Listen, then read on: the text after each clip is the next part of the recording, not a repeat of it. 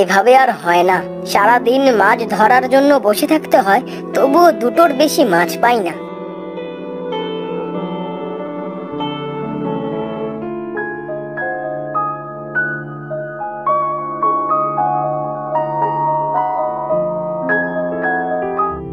এই যে নবাব, বাড়িতে আসার দরকার ছিল কি?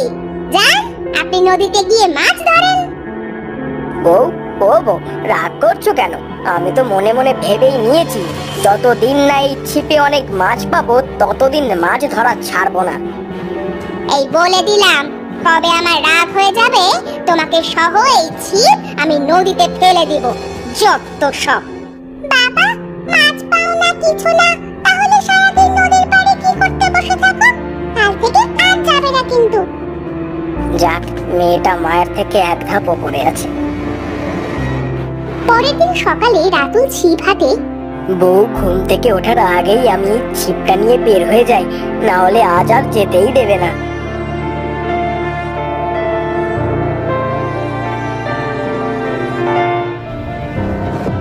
দেখ দেখ, তোর বাবার কাজ দেখ। মাছ ধরতে যেতে নিষেধ করেছে, দেখে সকাল সকাল গেছে।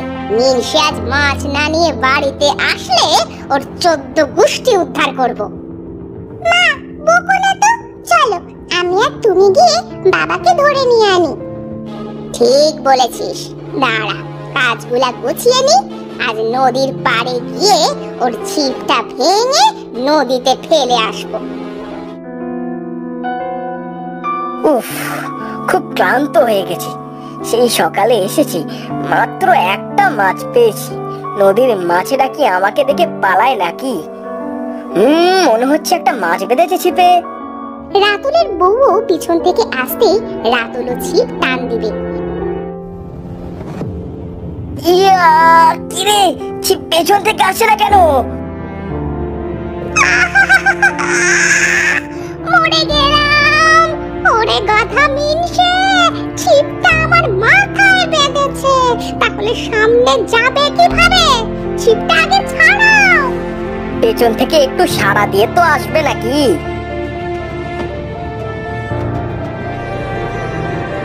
ছিপ ছাড়ানো শেষে মনে করেছিলাম ছিপ সহ তোমাকেই নদীতে ধাক্কা দেব। ছিপে দেখো তো কতগুলা চুল ছিঁড়ে গেল। দাও, আমাকে ছিপটা দাও, আমি নদীতে ফেলে দিব। দাঁড়াও বউ, আর মাত্র দুবার ছিপ ফেলবো। যদি মাছ না ওঠে তারপর ছিপটা ফেলে দিও। আচ্ছা বাবা, মনে রাখবে কিন্তু, শুধু দুবার। বউ, মনে হচ্ছে ছিপে মাছ বেঁধেছে, টান দিব? হ্যাঁ দাও। বউ দেখো কত বড় মাছ বেঁধেছে। দাঁড়াও, আর একবার ফেলি। বউ, আবার মনে হচ্ছে আর একটা বেঁধেছে। টানো টানো, ছিপটা টেনে উঠাও।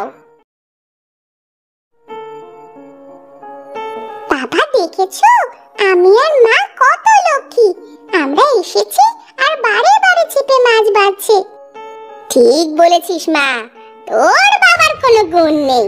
মাছ মারতে থাকো, আমি এখানেই বসছি।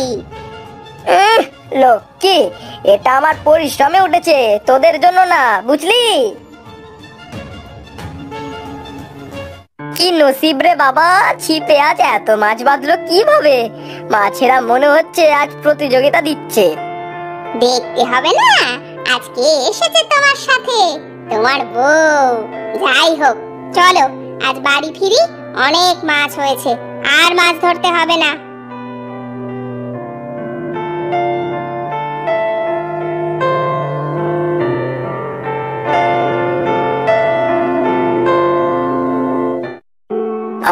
বউ, মাছে কি স্বাদ, মনে হচ্ছে অমৃত খাচ্ছি। খামা, আজ মাছ বেশি করে খা। কোনদিন তো এত মাছ পাই না, আজ যখন পেয়েছি বেশি করে খা।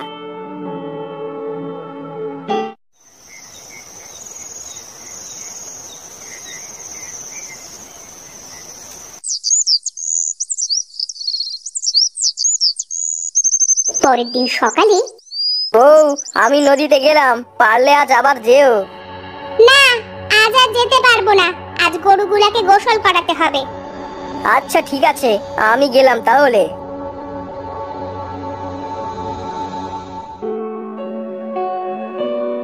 ছিপ ফেলে বসে বসে ভাববে, কি হলো কিছুই বুঝতে পারলাম না। কালকে বউয়ের মাথার চুল এই ছিপে বাঁধা পর্যন্ত মাছ বাঁধছে, এখনো মনে হয় ছিপে সেই চুল আছে। হ্যাঁ তাই তো, চুল আছে তো।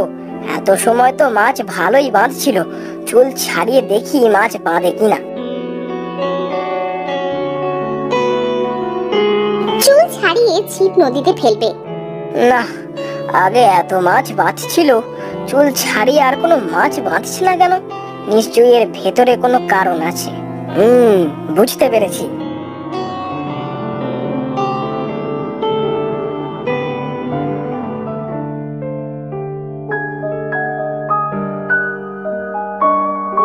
কি হলো, আজ এত তাড়াতাড়ি ফিরে এলে যে? শরীরটা আজ ভালো লাগছে না বউ, তাই তাড়াতাড়ি বাড়ি ফিরে এলাম। তা চিরুনি করার পরে তোমার মাথায় যে চুল উঠে যায়, তা করোটা কি? ও মা, কেন মাথার চুল দিয়ে আবার কি করবে তুমি?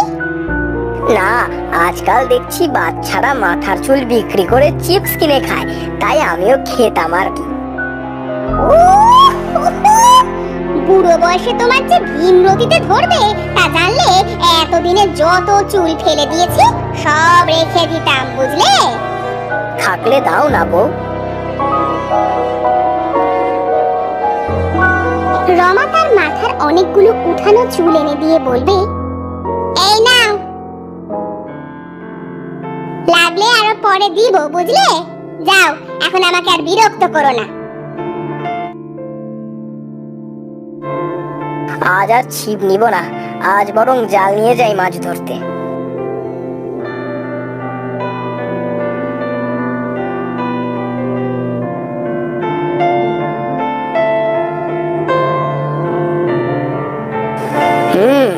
দেখি আমি যেটা ভেবেছি সেটা সত্যি নাকি। জাল টেনে দেখবে, এত মাছ! ও মা, আমি তো এবার অনেক ধনী হয়ে যাব। তাহলে এইসব ওই চুলের কেরামতি। কি আছে ওই চুলে? আমার বউয়ের মাথার চুলে নিশ্চয়ই কোনো জাদু আছে।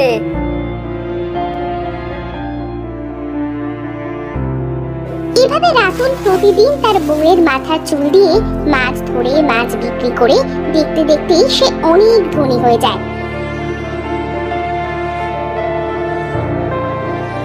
বউ, তোমাকে আজ আমি কিছু দেখাতে চাই, তুমি কি আমার সাথে যাবে নদীতে? হ্যাঁ চলো, তাহলে কিন্তু তোমার গরুর গাড়িতে যাব আমি আর আমার মেয়ে। খুব মজা হবে, তাই না রে মা? হ্যাঁ মা, খুব মজা হবে, চলো আমরা গাড়িতে বসি।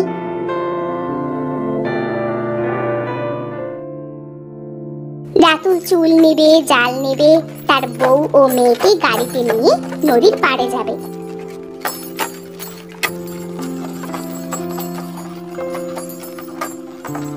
বউ, তোমরা এবার নেবে যাও।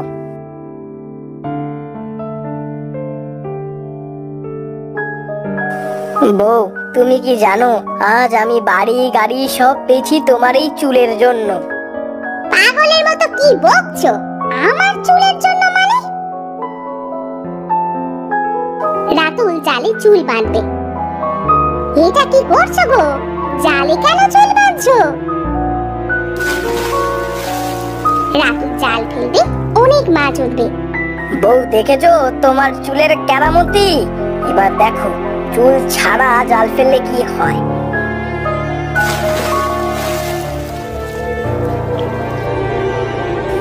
দেখেছো বউ, জালে এবার একটা মাছও বাঁধিনি। আমি এতদিন তোমাকে কিছুই বলিনি, তবে তুমি কি বলবে আমায়? তোমার ওই চুলে এমন কি আছে যে চুল দিয়ে মাছ ধরলে আমি এত মাছ পাই? সত্যি? আমি তো কিছুই জানি না, জানলে তো তোমাকে বলতাম। এমন সময় নদীর ভেতর থেকে একটা সোনালী মাছ বের হয়ে বলবে, আমি জানি তোমার বউয়ের এই চুলের রহস্য, জানতে চাও তোমরা? হ্যাঁ অবশ্যই সোনালী মাছ, এই চুলের কি এমন রহস্য যে চুল দিয়ে এত মাছ ধরা যায়? তোমার বউয়ের জন্মের পর থেকে মাথায় কোনো চুল ছিল না, তাই তার বাবা কোনো এক সাধুর কাছে যায়। বাবা, আমার মেয়েটার জন্মের পর থেকেই মাথায় কোনো চুল নেই, আমার মেয়েটার চুলের ব্যবস্থা করে দিন। ওই নদীর মাছের রানীর কাছ থেকে তার ঝরা আসছে আনবি, তাই দিয়ে তোর মেয়ের চুলের ব্যবস্থা আমি করে দেব। রামিজ নদীর পাড়ে গিয়ে মাছকে ডাকবে। মাছের রানী, দয়া করে উপরে উঠে এসো, তোমাকে যে খুব দরকার আমার। বলো, আমাকে তোমার কিসের দরকার? কি জন্য আমাকে ডাকলে? মাছের রানী, আমার মেয়ের মাথায় কোনো চুল নেই, তোমার ঝরা আঁশ লাগবে, তাহলে আমার মেয়ের মাথায় চুল গজাবে। দয়া করে আমাকে তোমার ঝরা আঁশ দাও। মাছের রানী জাদু করে তার ঝরা আঁশ দিবে। নাও, আমার ঝরা আঁশ নাও। আমার জন্য যদি তোমার মেয়ের চুল ফিরে পায় তবে আমি নিজেকে ধন্য মনে করব। আর হ্যাঁ, এই আঁশ দিয়ে যদি চুল বানানো হয় তবে এই চুল দিয়ে তোমরা সারা জীবন মাছও ধরতে পারবে। ধন্যবাদ মাছ রানী, এখন আমরা আসি।